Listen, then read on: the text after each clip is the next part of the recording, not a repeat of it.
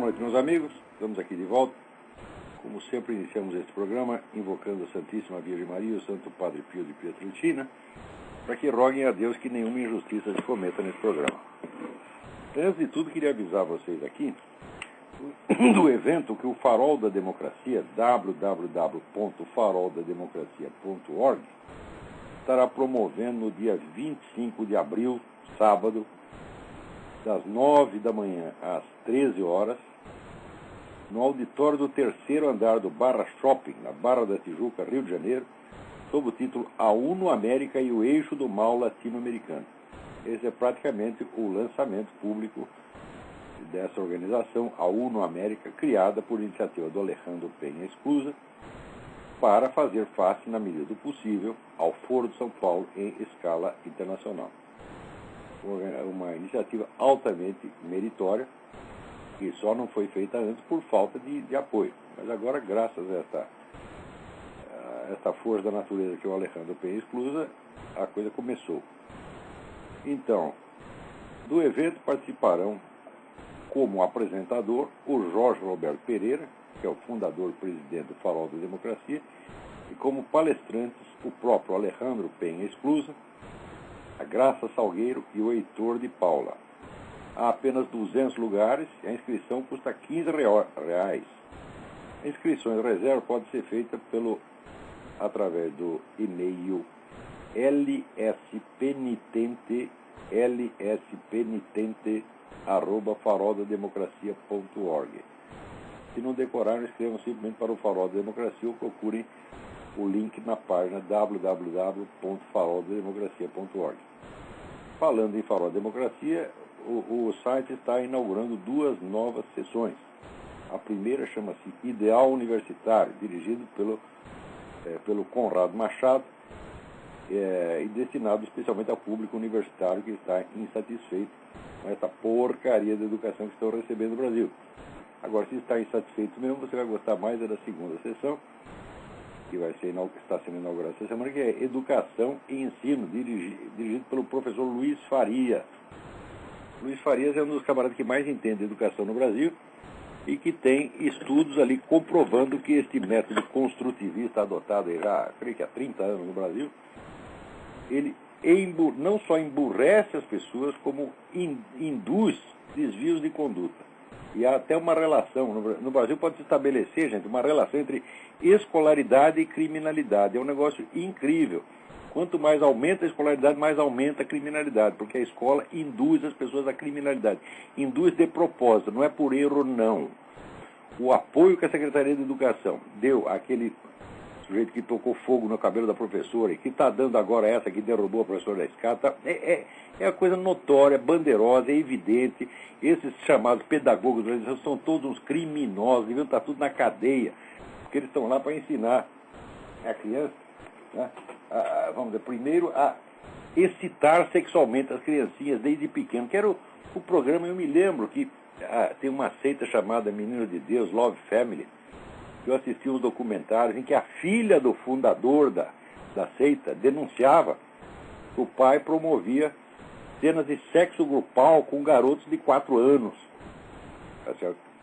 Então, enquanto não chegar aí, essa seita Menino de Deus, ela se tornou, de certo modo, o modelo da educação brasileira, porque o objetivo é esse, é excitar sexualmente as crianças, fazer das escolas um local de encontro para a prática, sobretudo do sexo homossexual, tá certo? E em suma, enlouquecer as crianças. Então, bom, se o sujeito virar homossexual, fala, bom, dos males o menor, mas eu creio que vai virar bandido. Tá? Muito bem. Agora, em segundo lugar aqui, eu não posso deixar de noticiar esta coisa. Recebi aqui uma carta da minha amiga Ana Prudente, né, dizendo o seguinte: quando o Lula, na semana passada, declarou na reunião com o Gordon Brown que a culpa da crise econômica era de gente branca e de olhos azuis, embora eu tenha os olhos verdes, ele me atingiu em cheio. Me atingiu porque sou uma cidadã que cumpre suas obrigações e segue a respeito à Constituição do seu país. Fora que, literalmente, o Lula cometeu crime de racismo, com a afirmação que fez em rede internacional. Não o fez em seu gabinete particular via escutas ilegais, que é hoje o costumeiro por aqui. Então eu imediatamente decidi entrar com um processo contra esse que antes de ser presidente é o cidadão brasileiro. Bom, então eu fui buscar apoio de todos aqueles advogados que vivem falando, né, contra o regime e tal. Olha, todo mundo pulou fora, todo mundo pulou fora. Quando ela propôs uma ação popular contra o presidente, todo mundo começou a arrumar desculpas para a fala do Lula. Não, mas não foi racismo, isso foi apenas um agafe, etc. Você veja a duplicidade de critério que vigora no Brasil. Quando o Bornhausen falou aquele negócio de raça petista, por unanimidade, toda a esquerda disse que era crime de racismo, embora obviamente não fosse, porque está usando raça como figura de linguagem para designar um grupo que não é racial, que não tem nenhuma unidade racial e que não pode ser definido como raça, que é um partido político. Mesmo assim, não, é crime de racismo, e aquele vagabundo daquele Emir Sader, né, entrou com processo contra o cara e a esquerda inteira apoiou. Agora, neste caso do Lula, note bem, analise o que o sujeito falou. Ele está lançando sobre uma raça a culpa dos malefícios caídos sobre todas as outras e sobre ela própria. Ou seja, você está imputando um crime a uma raça. Meu Deus do céu, isso é nazismo puro. Não tem como explicar isso, porque tem uma outra pessoa que entrou com uma interpelação judicial. A interpelação judicial é fraquíssimo. Interpelação judicial serve para o sujeito chegar lá e dizer, não tive essa intenção, etc., e botar panos quentes. Tá certo? Mas diga ele o que disser, isso aí não tem explicação, isso é a mancha de batom na cueca, ele está... O sentido da frase é, obviamente, incitar o ódio a uma determinada raça. Não tem explicação. Aqui, brasileiros, todos vocês líderes, supostamente conservadores, liberais, todos vocês, cada um de vocês tinha que entrar com um processo contra o homem que falou isso. Vocês têm obrigação de fazer isso. Olha aí, turminha da igreja, né? Os valentões, aí os Rodrigos Pedrosos e os outros. Cadê vocês, porra? Tá certo? Como é que vocês permitem uma coisa dessa? Agora, se o inimigo fica procurando nas suas frases qualquer elemento remoto de racismo ou de qualquer outra coisa para poder te incriminar, e cada vez que ele comete um crime, você, ao contrário, fica procurando meio de disfarçar e inculpar, então é o seguinte, você está do lado dele. E todos esses advogados que a Ana disse que procurou e que não quiseram colaborar, estão obviamente do lado do Lula, estão do lado do Foro de São Paulo, estão do lado do comunismo. É óbvio.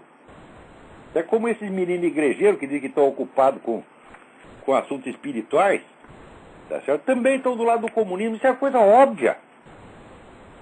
Porque, olha, eu me lembro até os anos 60, o que a igreja faz.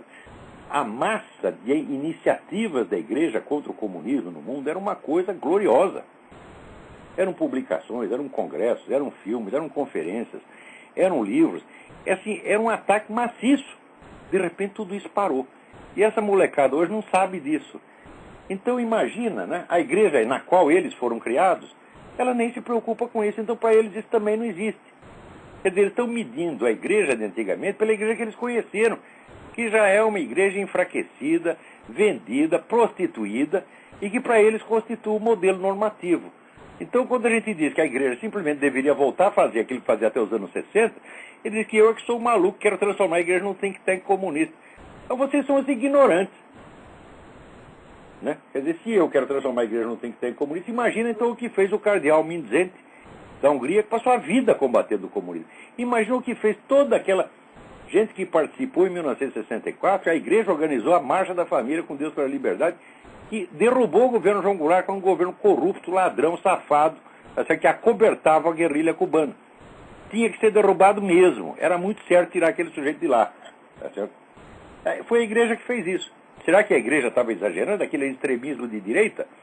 Quer dizer, os bispos cardeais estavam todos errados até a década de 60 e depois, quando se venderam para o comunismo, é que passaram a ser a igreja normativa, certa, e quem quer fazer como se fazia antigamente é radical, é louco. O que é isso, pô? Peraí, tem alguém no telefone aí. Então, peraí, antes disso. Ana Prudente, tem todo o meu apoio. Ela diz, racismo é crime imprescritível. Tem que ir em cima disso. E não é um processo. Tem que ter milhares, gente. Tem que ter milhares. Se vocês não fizerem isso, olha... Não venham olhar para a minha cara, porque o primeiro sujeito que soube disso, o primeiro brasileiro que estando aí e tendo meios de fazer um processo, sendo ou advogado, ou um líder industrial, um líder sindical, tá certo? um líder cultural, e não fizer nada perante isso, não venha olhar para mim que eu cuspo na sua cara. Tá ouvindo bem, seus vagabundos? Se você... Olha, note bem. Quando eu fiz o apelo aqui pelo programa para que ajudasse o Júlio Severo, que estava sendo perseguido, sofrendo perseguições horríveis, e ninguém nessas igrejas evangélicas se manifestou, quando pessoas avulsas, organizações evangélicas, organizações católicas não fizeram nada, vocês são tudo um bando de filha da puta, isso é o que vocês são, porra. Vocês são uns canalhas, todos vocês aqui, pastores, padres, bispos, cardeais, vocês não valem, não é com o que comem. O que vocês do ano passado, 10 anos atrás, vocês não valiam o que comem, agora vocês não valem o que peidam, tá entendendo? Não apareça na minha frente que eu custo na sua cara. Então, todos os que se omitiram no caso do Júlio Severo e todos os que se omitiram no caso desse não valem nada. Eles são piores do que os comunistas, porque os comunistas pelo menos estão tirando alguma vantagem nessa. Agora esses caras, eles se acovardam e buscam acomodação até em prejuízo próprio. Quer dizer, eles se sacrificam perante o Deus comunismo. O sacrifício que eles não fazem para Deus, eles fazem para o comunismo. Olha, né? Quando Deus lhes impõe uma situação difícil, os deixa sem dinheiro, deixa doente, etc, etc, eu garanto que por uns momentos eles pensam coisa contra Deus, porque todo mundo pensa, eu também penso. O próprio Cristo na cruz falou, pai, por que você fez isso comigo? Não é natural. Agora, quando o comunismo sacaneia vocês, tá, não, foi por boa intenção. Porra, e depois vão dizer que vocês são contra o comunismo? Vocês são contra o comunismo? Como o Frei Beto diz que é contra o aborto. Quer dizer, eu sou contra o aborto, mas eu sou a favor. Acabou de publicar um artigo dizendo que tem que liberar o aborto, etc. E olha, o cara ainda se faz de inocente. Não, porque a igreja, diz ele, nunca teve uma posição clara contra isso. Porque, olha, São Tomás diz isso, Santo Agostinho diz aquilo, o outro diz aquilo. Ele está querendo enganar vocês. Diversidade de opiniões sempre existiu na igreja, não sobre isso, mas sobre todos os assuntos. Na igreja, esses assuntos se discutem durante séculos. Séculos. E cada um tem lá a sua opinião. Até que chega uma hora que tem que tomar uma decisão, e daí o Papa toma a decisão. E daí todos os que tinham opiniões diferentes seguem agora a orientação do chefe e não pode mais voltar atrás. Quer dizer, a sentença do Papa, ela não é um negócio que impede a discussão, ao contrário, é o resultado de uma longa discussão. A igreja acumula experiência e conhecimento e examina a questão por todos os lados. Quando criou aquela massa crítica, tá entendendo? Quer dizer, a questão já está examinada com toda a dialética possível, daí tem que chegar a uma conclusão. Daí o Papa diz, é isto. Daí acabou. E quem tinha uma opinião diferente, agora segue a do Papa. E mas esse São Tomás de Aquino, né? São Tomás de Aquino que tinha uma dúvida, quando né, começava propriamente a vida humana, ele tinha uma dúvida. Agora, se o Papa decidiu, São Tomás de Aquino, no dia seguinte, pronto, acabou, não se discute mais isso. Que São Tomás de Aquino não é nenhum Frei Beto, nem nenhum Leonardo Boff, para ficar enchendo o saco do Papa, tá entendendo? O Papa decidiu, acabou, porra. Porque a pessoa precisa entender como funciona a igreja. A igreja não é uma ditadura. Se existe um exemplo de discussão democrática, é o exemplo dos concílios das discussões dentro da igreja. E com uma paciência enorme aguenta todas as opiniões, todas as diversidades de opiniões, até opiniões absurdas, até opiniões heréticas circulam lá dentro, tá entendendo? Até isso, às vezes, durante décadas, durante séculos, até que chega uma hora que tem que tomar uma decisão. Muito bem. Quem está na linha aí? Alô, doutor Olavo? Eu não sou doutor. Tudo bem? Ô, doutor? De professor. Queria fazer uma pergunta para o senhor sobre política. Eu gostaria de saber o que um conservador de verdade deve fazer. Quem que ele deve votar? Ele não deve votar, ele deve integrar um desses partidos. Até então, denominado. Eu entendo o que você está falando. Pera, o som não está muito bom, você está falando muito depressa. Fale mais devagar, com calma, e daí eu entendo. Beleza. O que um conservador de verdade deve fazer na esfera política? Ele deve deixar de votar, deve participar de algum partido que está sendo montado para defender a causa conservadora. O que ele deve fazer? Partido não tem.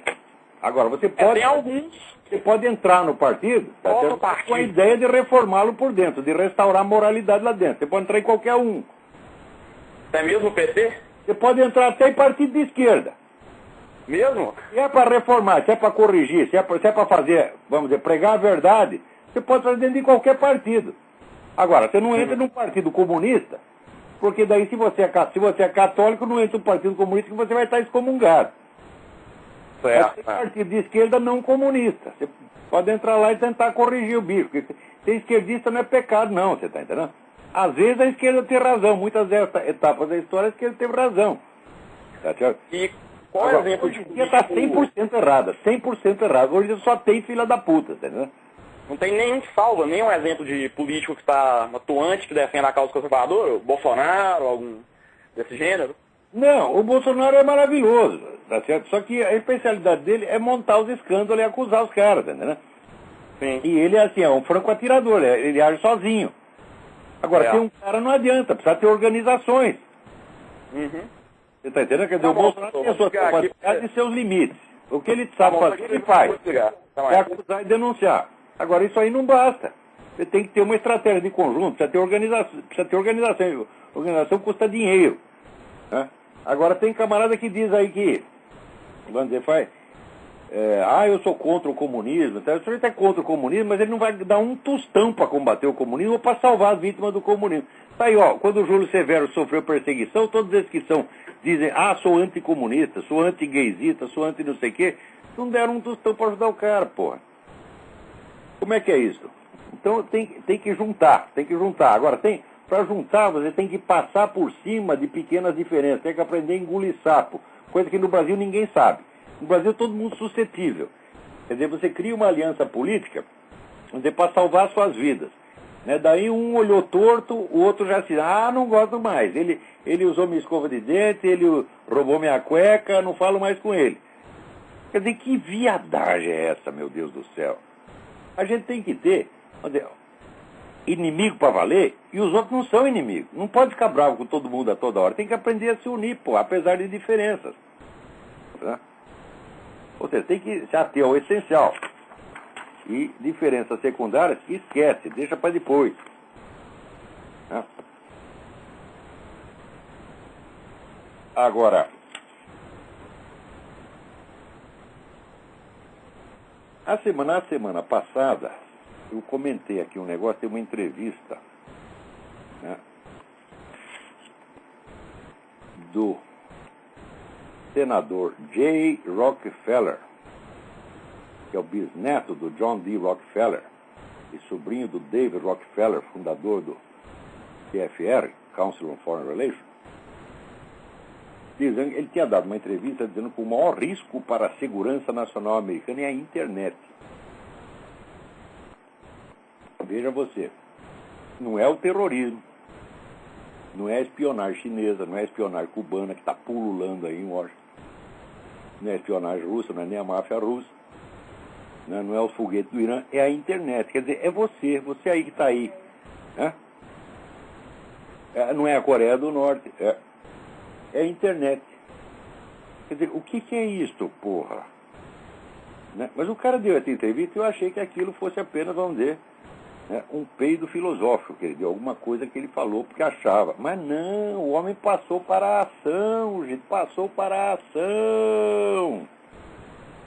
Olha aqui, introduziu aqui 2 Senate Bills, projeto de lei 773 e 778, propondo o controle presidencial da internet. Quer dizer, o controle da internet vai ficar no escritório do senhor Obama.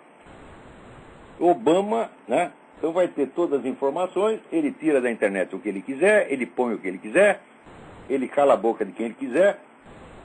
Em suma, o que o pessoal está fazendo aqui é colocar na mão do senhor Obama um poder que nenhum presidente americano jamais teve. Uma coisa, por exemplo, veja que coisa, o sujeito é espertíssimo. Ele transferiu o escritório do censo para a Casa Branca. Antes ficava num ministério qualquer lá, tá? E, não, ficava sob o cuidado do Congresso. Ele passou para a Casa Branca e agora está sob orientação pessoal dele. Acontece o seguinte, o recenseamento aqui é o que decide zoneamento eleitoral e decide eleição, porra. Controlando o censo, o sujeito controla o resultado de qualquer eleição. E os caras entregaram isso na mão do Barack Obama, agora querem entregar a internet também. Você vê que a sede de poder desses caras não tem limite, sobretudo desses Rockefellers. Eu já disse, isso aqui para mim é um bando de louco. Isso aqui é uma família de degenerado que acredita que tem solução para todos os problemas, né? E que o mundo só não está bom porque não faz o que eles mandam, tá entendendo? Você pega um louco desse, enche de dinheiro, e ainda elege o cara senador, fala que sempre teve um senador, sempre David Rockefeller, sempre teve um ou dois Rockefeller na política, né? E daí não há limites para o dano que essa pessoa pode fazer. Agora, enquanto isso, aqui, a famosa questão da elegibilidade do Barack Obama, em vez dela desaparecer, ser amortecida, como os caras quiseram, não, ela está crescendo. O número de processos está multiplicando. E finalmente apareceu um sujeito que fez algo que, no meu modesto entender, eu não sou americano, não sou eleitor americano, não posso dar palpite na política interna, mas os caras me perguntam, e eles perguntaram. Tem gente que isso é importante, perguntou, o que você acha? Eu digo, olha, eu acho que todos esses processos civis de elegibilidade não vão dar nada. Você tem que fazer um processo criminal por forgery, falsificação de documentos. Tá certo? E também por fraude, por o sujeito se apresentar para a presidência sem se identificar, sem mostrar, aliás, escondendo todos os seus documentos. Quer dizer, o cara enganou todo mundo. E pelo menos 2 documentos que ele divulgou são falsos. O seu correspondente ao que seria no Brasil o alistamento militar, não lembro como é que chama aqui, Provisional Draft, uma coisa assim, é obviamente falsificado. E aquela famosa certidão de nascimento, aquela subcertidão, cópia, né? Cópia da certidão certidão resumida que ele colocou no site, no seu site de campanha, é obviamente falsificado. Tem um sujeito que fez um relatório de 200 páginas examinando meticulosamente tudo daquela certidão e prova por A mais B que aquilo é falso. Então, finalmente apareceu um cidadão aqui, um militar, que através dessa advogada Orly Tates, que é uma verdadeira heroína, uma mulher de uma coragem extraordinária, meteu finalmente um processo criminal no Obama. É o que tinha que ter feito desde o começo, tinha que ter feito já durante a eleição, porque se tivesse um processo criminal contra um candidato durante a eleição, o cara nem era eleito. Já resolveu, só de existir o processo já acabava o problema. E depois ele ia ter que responder o processo sem poder se resguardar atrás da condição de presidente. Era o que eu achava na época. Mas acontece que nem o pessoal que mais odeia Obama aqui entendeu a coisa na época. Porque é tão grave, o que esse cara fez é tão grave, tão absurdo, que as pessoas se recusam a acreditar. Eu sei que nem o piu-piu da história. Eu vi um gatinho, será que eu vi um gatinho? Esfrega os olhos, não tem gatinho nenhum, mas tem, não tem. Eles ficaram todos assim, tá entendendo? Agora que estão começando a acordar para as verdadeiras dimensões da coisa. Então aqui até na Estado da Geórgia organizaram um júri popular. E o júri popular é uma coisa prevista pela Constituição americana e intimando, então, o Obama apresentar seus documentos. Então, tem esses dois para ter o processo criminal e tem o negócio do júri popular. Um desses vai estourar a qualquer hora. Não vai ser possível manter, ocultar esse escândalo até o fim do governo Obama. Não vai de jeito nenhum. Eu acredito que até os inventores do Obama colocaram ele lá sabendo que isso vai acontecer. Tá certo? Porque a hora que eles quiserem, eles mesmos que abafaram todo o noticiário, ao contrário, eles mandam divulgar e daí acaba com o Obama e se livra do Obama, como se a gente se livra de um pedaço de papel higiênico usado.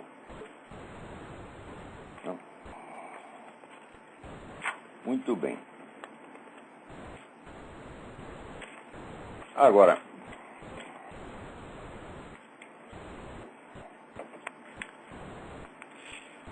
aqui, chegou aqui um... Aqui. Tem aqui um artigo, como sempre, um colunista que eu sempre leio, Wes Vernon, W-E-S, Vernon, V-E-R-N-O-N, no site www.renewamerica.us. Procura lá no site, renewamerica.us, a coluna do Wes Vernon. Leiam isso toda semana que o cara é muito bom. É um velhinho, mas quanto mais velho ele fica, mais esperto, né? Então,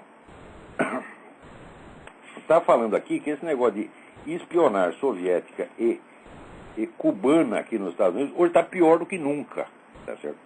Ora, ao mesmo tempo onde acontece isso, chega a notícia através do New York Times que o Barack Obama decidiu amolecer para Cuba, então facilitar as viagens para Cuba. Mas se facilita, isso facilita a entrada e saída de espião, meu saco. Ao mesmo tempo também, o Barack Obama que está pensando em aceitar a possibilidade de uma bomba atômica iraniana. Quem sabe é bom. Né? Por que combater os iranianos? Por que impedir os coitadinhos de ter uma bomba atômica? Que coisa mais injusta. Todo mundo deve poder ter uma bomba atômica em casa, tá entendendo? Né? Coreano, iraniano, etc. Ou seja, é claro que esse sujeito foi colocado na presidência para desmantelar isso aqui, tá certo? E para favorecer os inimigos. Também chegou a matéria do Aaron Klein, que é outro cara muito bom, muito bom, muito bom. Eu nem estou achando aqui a matéria, tem tanto papel nessa coisa. Aqui, eu até me perco aqui. O Aaron Klein, que é o correspondente do WorldNet Daily em Israel, ele diz aqui que, segundo altas fontes de Israel,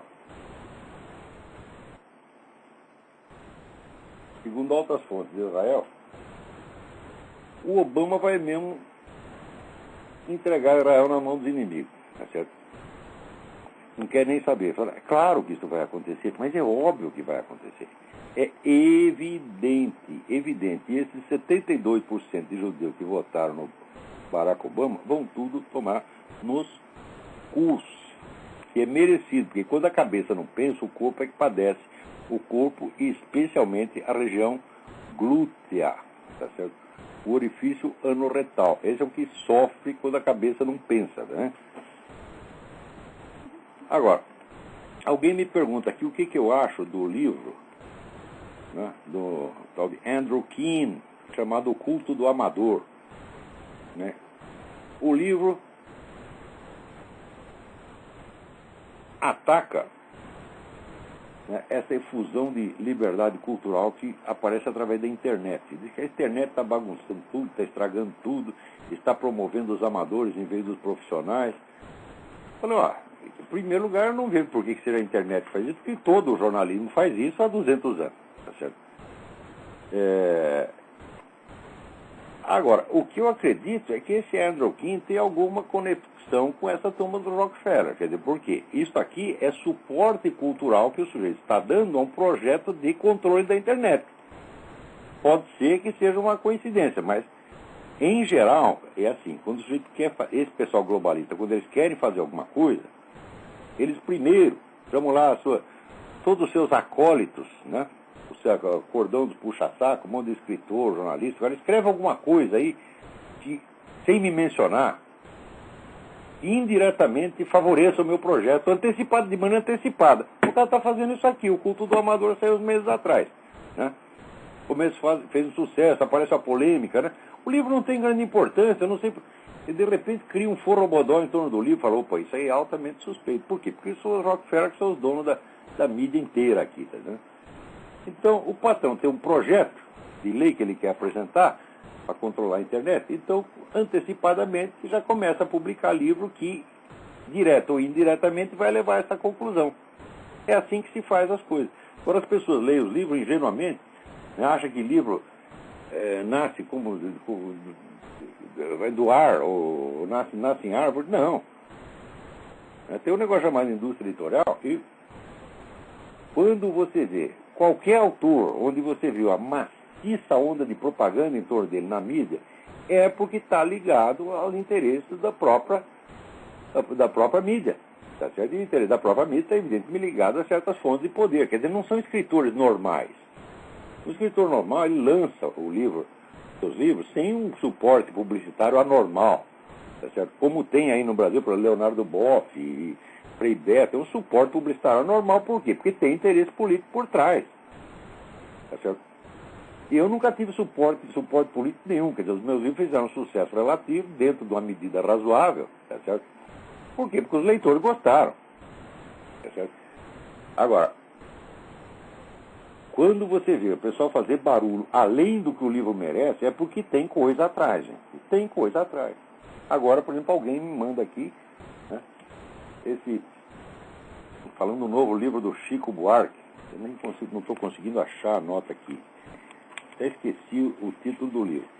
Mas eu sei que um cidadão chamado Tibiriçá Ramalho escreveu uma nota, está aqui, uma nota tão bem escrita, mas tão bem escrita, que eu duvido que o Chico Buarque escreva como o Tibiriçá Ramalho. Está aqui no blog http sem www, observatoriodepiratininga.blogspot.com. Leiam lá a nota do Tibiriçá Ramalho, né, com o título Velho Chico. Buarque não vai além dos clichês em Novo Romance. O leite derramado. Né? Começa, é possível babar e não chorar pelo leite derramado? Sim, se o leite derramado em questão for o romance de Chico Buarque de Holanda. A imprensa paulista derramou litros de baba e tinta por ocasião do lançamento do livro. E assim vai. O Tibiriçá Ramalho é colaborador do MSM, do Mídia Sem Máscara. Então, estamos aí muito orgulhosos de você, Tibiriçá Ramalho. Você se inscreve, você sim é um escritor, não esse merda desse Chico Buarque de Holanda. O Chico Buarque de Holanda, de vez em quando, ele tem um achado, ele combina 2 ou 3 palavrinhas direitinho, tá certo? Mas não faz nada de novo mas há mais de 40 anos, tá entendendo? Mas tem que ser mantido. Por quê? Que eu saiba, eu me lembro do tempo, tá certo, em que eu era militante de esquerda, o Chico era tido como um dos grandes contribuintes do Partido Comunista. Então eu lembro que um dia eu fui visitar um conhecido meu, que mora num conjunto residencial, não, como é que chama? Um bairro fechado, como é que chama? Condomínio, já estou ficando cagado, não. Condomínio só tem 8 casas. E chego lá, né? A casa é tão imensa, que eu perguntei, o que é aqui? Aqui é o aeroporto onde a gente toma o avião para ir na casa do fulano? Não, aqui já é a casa do fulano. E na frente, bem na frente, tem outra casa do mesmo tamanho que era do Chico Buarque. Tá certo? Então, quer dizer, o homem vendeu disco pra caramba, ficou bilionário, né? E o dinheiro dele é importante para o Partido Comunista, então é por isso que tem que ter esse oba-oba em torno do cara. Gente, vocês têm que aprender que na vida cultural, entre aspas, você tem até mais picaretagem do que entre os políticos. Escritor, jornalista, então, é pior do que político, gente.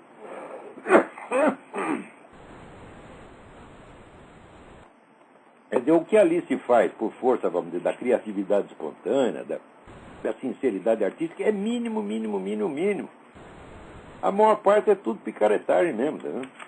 Então é picaretagem esse negócio do culto do amador, porque é muita coincidência, né? Aparece aí um intelectual argumentando contra a internet, que a internet só cria caos, bagunça e promove amadorismo, e daqui um pouco aparece lá o livro cria aquele bafafá acima dos seus méritos reais, porque afinal de contas, que grande merda o sujeito falar contra a internet. Qual é a importância intelectual que isso tem? Não tem nenhuma. Mas se cria um factoide cultural, e esse factoide cultural já prepara o ambiente para o projeto de lei do seu J. Rockefeller, né, que quer que a internet seja controlada pelo Obama. Por quê? Porque o Obama é controlado por ele.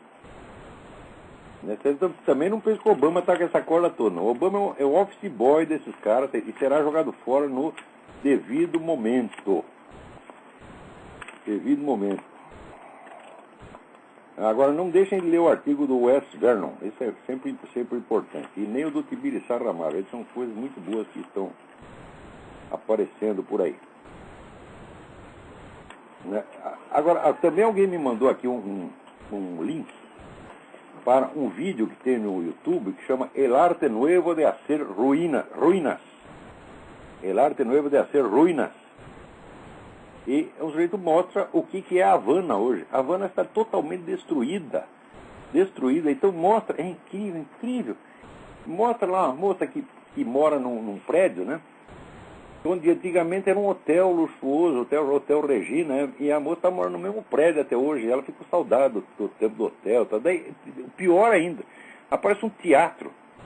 O teatro devia ser lindo, maravilhoso, enorme, totalmente destruído, e está lá o faxineiro do teatro. Ele ainda vai, ele diariamente vai lá para limpar o teatro, limpar as ruínas, como se o teatro estivesse funcionando, e ele diz, eu ainda ouço os cantores aqui, eu ouço o Caruso, eu sento aqui e fico imaginando, na minha fantasia está o Caruso cantando lá dentro. Quer dizer, o cara tem amor pelo teatro. O faxineiro, agora, o governo não tem, o governo deixa tudo derrubar, deixa tudo destruir, você tá entendendo? Porque socialismo é isso, gente, socialismo é ruína, socialismo é miséria, né? É a ruína não só física, mas é a ruína da espécie humana, é a ruína da moralidade, a ruína da consciência. Tá certo? Quem quer que goste disso não presta, gente. Quando é que vocês vão entender um negócio desse, porra? Né?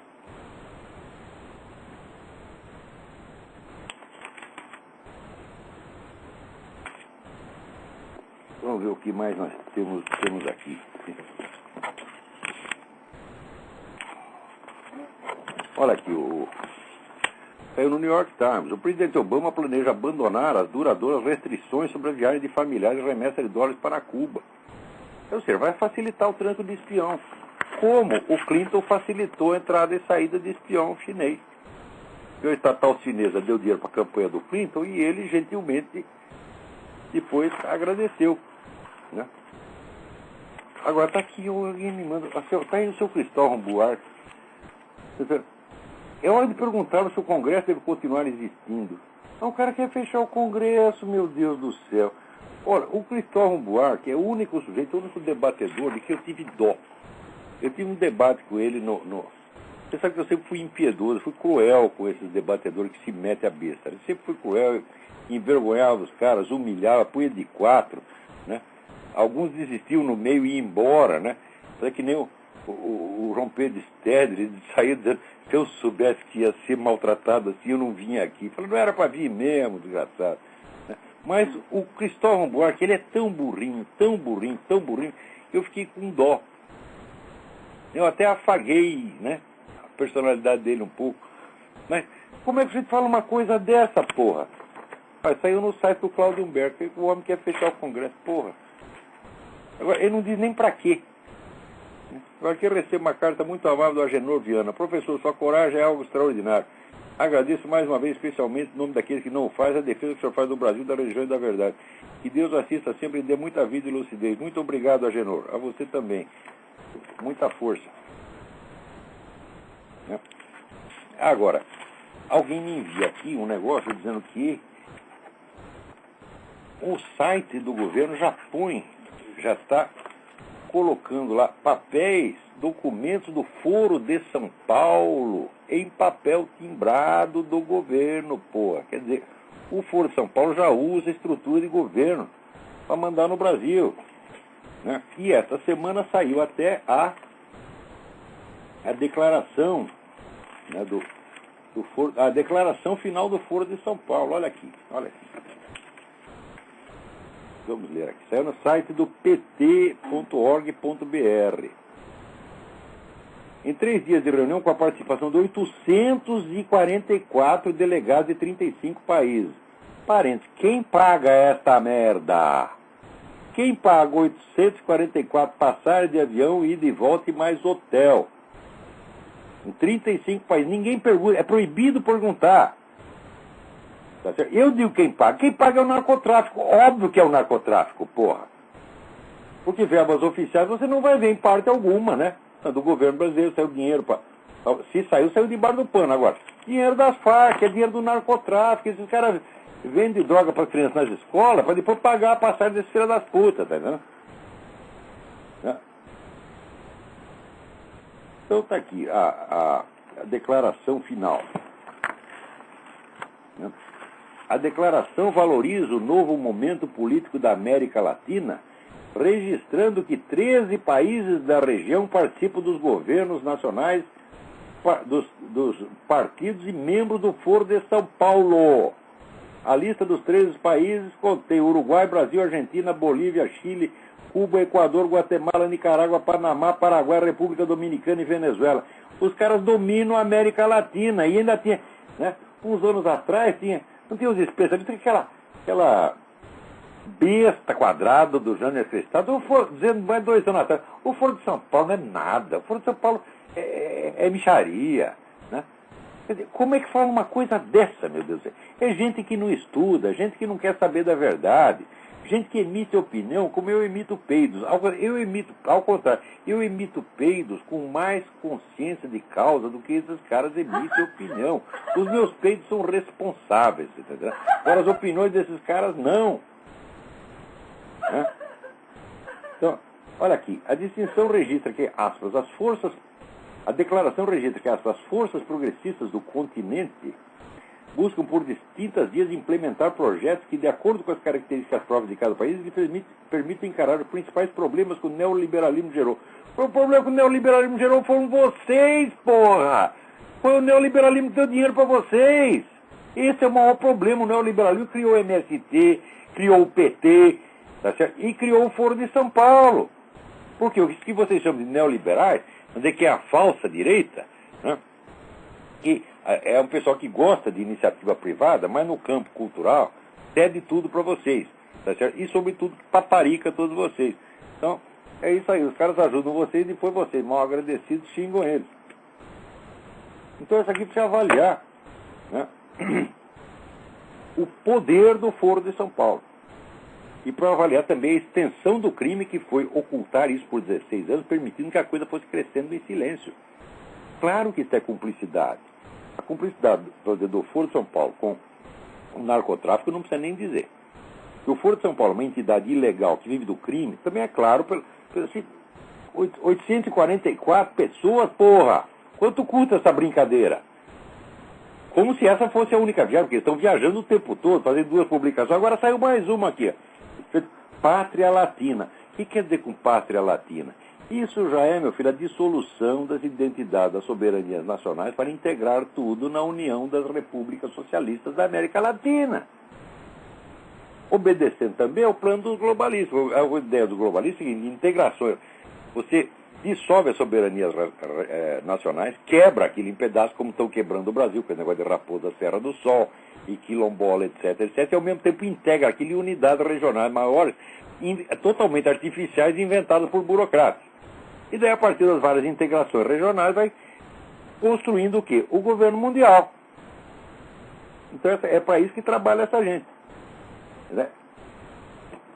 Então, olha aqui, Pátria Latina. Olha quem está lá, Mário Augusto Jacobs Kind. É aquele merda que uma vez quer me processar. Tá certo?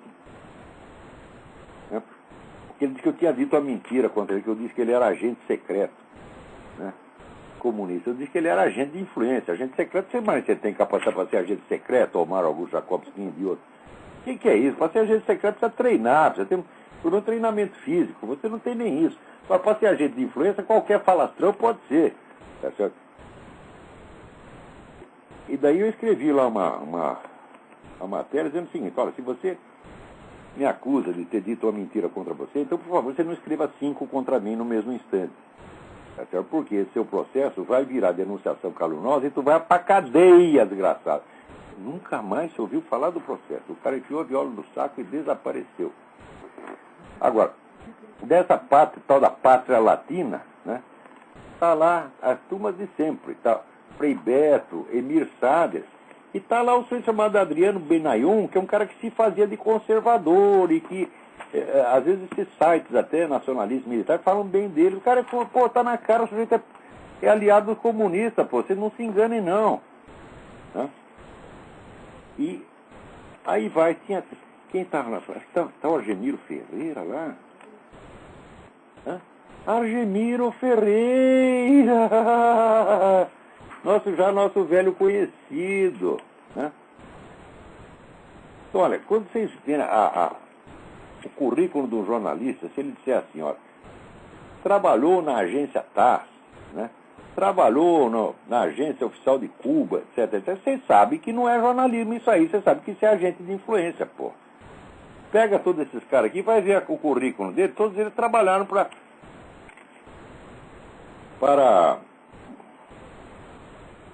para governos comunistas. Quer dizer, não são jornalistas no sentido normal. O jornalista não pode ter compromisso com governo nenhum. Gente, o meu horror de compromisso com o governo chega ao seguinte ponto. Eu estou teoricamente aposentado no jornalismo há 15 anos. Nunca fui buscar o dinheiro. Quer dizer, mas tem direito, o dinheiro é seu. Enfia no cu. Dinheiro de governo eu não quero, nem que seja do meu direito. Agora, esses caras não, eles vivem só de dinheiro de governo, pô. E às vezes de governo estrangeiro como Cuba. Agora, olha aqui, no discurso olha que coisa comovente, que meigo, como diz. Discurso de encerramento do Foro São Paulo, coube ao presidente nicaragüense Daniel Ortega, que pronunciou um vigoroso e contundente discurso anti-imperialista, no qual prestou suas condolências às Farc pela morte de seu líder Manuel Marulanda, o Tiro Fijo. Né? Esse tipo adorável, que matou alguns milhares de pessoas, né? Que espalha droga aí por tudo quanto é escola, dando droga para as criancinhas. É um tipo, olha que coisa linda. Eu sei o seguinte, ninguém é mais sentimental do que bandido quando eles falam dos outros. Bandidos se amam uns aos outros, que é uma coisa incrível, tá, né? Dessas grandes emoções, né? De amor ao próximo e, sobretudo, de indignação moral. Ninguém consegue ficar indignado quando um bandido, quando é ludibriado por outro, porra. Quer dizer, é a honra dele, é a honra de mafioso. Puta, que mafioso. A máfia perde isso aqui, é a congregação mariana, porra.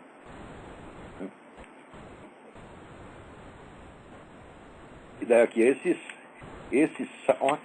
site, esse Pátria Latina, eles mesmos dizem, nasceu do quê? De um congresso jornalista realizado em 2001, onde? Em Havana. Congresso jornalista em Havana é coisa do serviço secreto cubano, não é outra coisa jamais. Não há jornalismo em Cuba, meu Deus do céu, só há o serviço secreto. Quando é que vocês vão entender? Todos os jornais, todas as publicações pertencem ao governo e estão sob a fiscalização direta da polícia secreta. Então essa gente toda é empregadinho do serviço secreto cubano.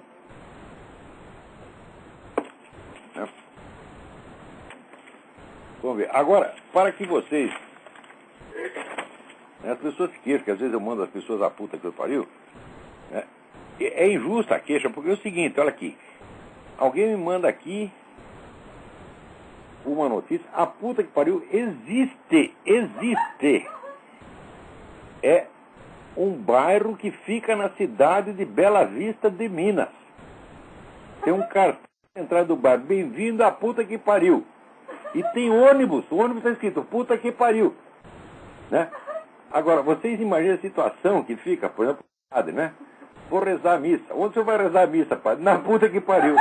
Que coisa horrorosa. Agora, isso quer dizer, quando mandar a pessoa a puta que pariu, não é ofensivo, é apenas uma referência geográfica. Fica na cidade de Bela Vista de Minas, perto de João Monlevade, Minas Gerais. Tá vendo só? Pode procurar, tá lá. Você procura a de Bela Vista de Minas, no guia dos municípios.com.br, você vai verificar que é a pura verdade.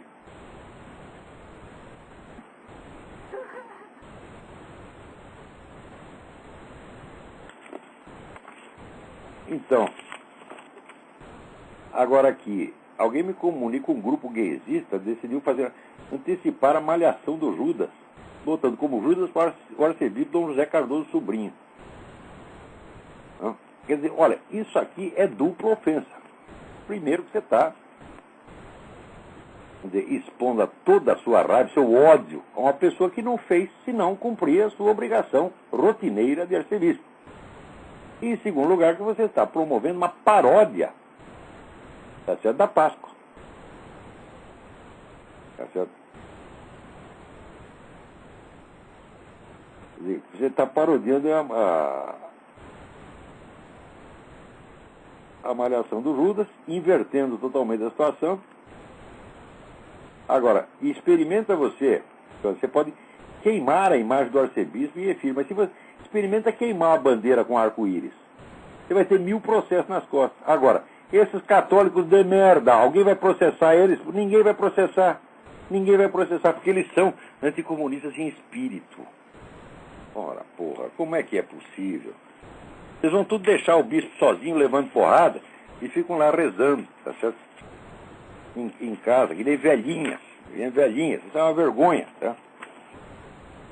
E ainda reclama que os 5... Olha, deixa eu aproveitar para explicar uma coisa para vocês. Né? Quando a gente manda esses caras tomar no cu, o cara pensa que a gente está fazendo isso por raiva, que isso vem de dentro de mim, que é uma expressão dos meus sentimentos. Ora, meu Deus, eu estou com 61 anos e sou um filósofo. Você acha mesmo que eu tenho alguma necessidade, tá certo, de expressar sentimentos neste nível? Ora, porra, seja um pouco mais inteligente. Né? Se eu estou fazendo isso, é de caso pensado. Eu estou fazendo isso em primeiro lugar, para mostrar para vocês que essa gente, todos esses caras importantes, você pode xingá-los, você pode cuspir na cara deles que não acontece nada. Eu faço isso em primeiro lugar para provar para vocês que é um tigre de papel. Segundo lugar, para provar para vocês a diferença, mostrar para vocês a diferença que existe debate de ideias e confronto com o vigarista. Terceiro, para mostrar que, de fato, a única coisa que esse pessoal merece é o total desrespeito. Tá certo? Agora, parece que as minhas altas intenções pedagógicas não estão sendo compreendidas, porque aparece qualquer moleque de 20 anos e dizendo, não, ele é um boca suja. Tá... Ora, o que é isso, moleque? Cresça um pouco. Sabe, a incapacidade de você compreender a personalidade alheia, tá certo?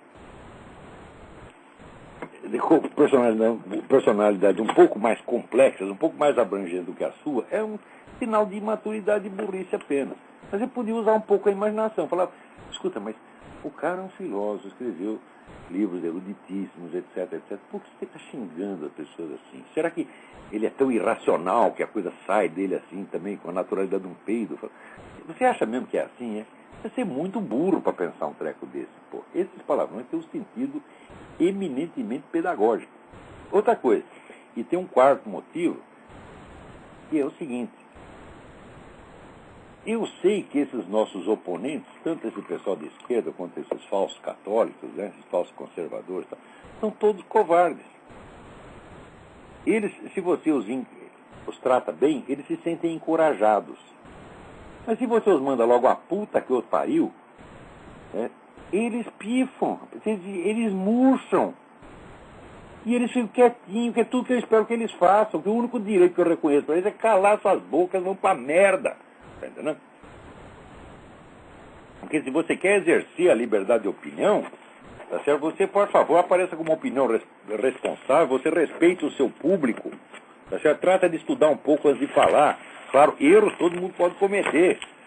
Mas falar de coisa, qual você não sabe nada, puxar tudo de dentro da sua imaginação, tá certo? Por exemplo, essa molecada que nem mesmo sabe o que a igreja fez até os anos 60 contra o comunismo, e que julga baseado na experiência da sua geração sem ter a retaguarda histórica.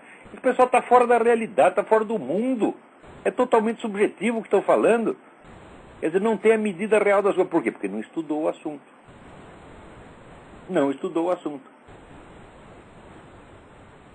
Se você visse a multidão de publicações anticomunistas que a igreja promoveu até os anos 60 e que depois do Concílio Vaticano II sumiu tudo, você vê que alguma coisa aconteceu. E não é por coincidência que a partir do Concílio Vaticano II a igreja entrou numa decadência engraçada, né? Um monte de católico indo embora, tá certo? Procurando a igreja evangélica ou outras coisas, tá certo? Em busca de um sinal de cristandade autêntica, que em vez desse sentimentalismo bocó, tá certo? Porque o negócio não é só teologia da libertação no sentido formal explícito, é a mentalidade de teologia da libertação. Toda essa linguagem untuosa, sentimentalóide, bocoque dessas campanhas da fraternidade, né? Tudo isso aí começou no Concílio Vaticano II, porra. Tá certo? Antes os padres, os cardeais falavam pão, pão, queijo, queijo. Daí começou com essa conversa mole mesmo, tá entendendo? Vergonhosa. E o pessoal, a molecada foi educada dentro disso e acha que isso sempre foi o catolicismo. E não é nem capaz de estudar um pouco. Peraí, deixa eu ver o que se fazia antes. Então, peraí, tem alguém no telefone, vamos ver quem é. Será que ainda dá tempo? Não, acho que não dá mais, não. Nós temos... Alô, quem é? Alô? Tá Alô, ouvindo? quem é? Alô? Sim. Alô? É Thiago de Brasília? Iago de Brasília, tudo bem? Fala correndo que está acabando o tempo. Só comentando, eu sou assinante lá do Seminário de Filosofia, eu vi o senhor comentando sobre o filme Matrix, e eu fiquei espantado de ninguém comentar ali que pode fazer uma analogia com o mito da caverna de Platão. O que o senhor acha? Porque o senhor falou que o filme não faz sentido, né? Aí eu gostava do filme, eu vi o senhor falando ali, eu fiquei, olha, eu não estou vendo que o rei está nu ainda. Aquele filme, ele faz aquilo que Santo Agostinho disse, o que o diabo mais gosta é quando você aumenta o poder dele. Você atribui a ele um poder que ele não tem. Quer dizer, as forças demoníacas, elas não podem, vamos dizer, criar um mundo falso, mas tão falso e tão perfeito, que aí eu te dou um negócio assim, que parece uma banana, tem gosto de banana, tem casca de banana, nasce na bananeira, né, e cresce exatamente como a bananeira cresce, mas é falso. Fala, não, peraí, aí seria criar outro universo físico, né? Isso é impossível, tá certo? E o Matrix é todo baseado nisso, quer dizer, é uma falsificação tão completa que é impossível, porque toda falsificação tem que se basear num fundo de verdade. Mas mesmo quando a pessoa experiencia essa simulação desde o nascimento, como mostra aí no filme, ela não poderia ser enganada? Ninguém pode ser enganado 100%, porque enganar 100% é autocontraditório. Enganar é tomar uma falsidade por verdade. Você está entendendo? E se não existe verdade nenhuma, você não tem como tomar a falsidade por verdade. Então não... É o famoso ditado, o diabo diz a verdade 9 vezes para poder mentir melhor na 10ª. Então fazer uma... Tudo, que mente em tudo, não funciona, meu filho. Então, fazer uma analogia com o mito da caverna lá, das pessoas acorrentadas lá, vendo as imagens, não faz sentido nesse caso aí. Não, realmente não faz. O Platão queria dizer outra coisa, eu queria permitir outra coisa. O mito da caverna não pressupõe uma falsificação integral do mundo. Aquelas pessoas, elas estão enganadas sobre algumas coisas, mas não sobre tudo. Isso é muito, muito importante. Quer dizer, a caverna não é uma falsificação, não é uma imagem do mundo inteiro. É a imagem de certas funções cognitivas do homem que estão prejudicadas, tá certo? Por preconceito, por hábito, etc, etc, e que não enxerga a verdade como é. E além disso, a verdade que eles deixam de enxergar na caverna são as verdades supremas. Não é a simples presença física das coisas. Não é a banana, né? Todo mundo físico está falsificado. Como é que pode ser? O negócio que eu estou falando. Parece banana, tem gosto de banana, tem consistência de banana, tem casca de banana e nasceu na bananeira. Mas não é a banana. Fala, não, peraí, aí também já é demais. Só que não é só a bananeira que é assim. Tudo é assim no filme. Os caras inventaram um universo físico inteiro falso. Isso é impossível. O mito da caverna é uma metáfora para verdades superiores, né? Não para... Claro, para verdades superiores que são desconhecidas, mas não é possível que o sujeito, vamos dizer, tudo que o camarada vê esteja falsificado. Isso é absurdo, intrinsecamente absurdo. Isso não contradiz somente as condições da existência física humana, mas se contradiz a si próprio.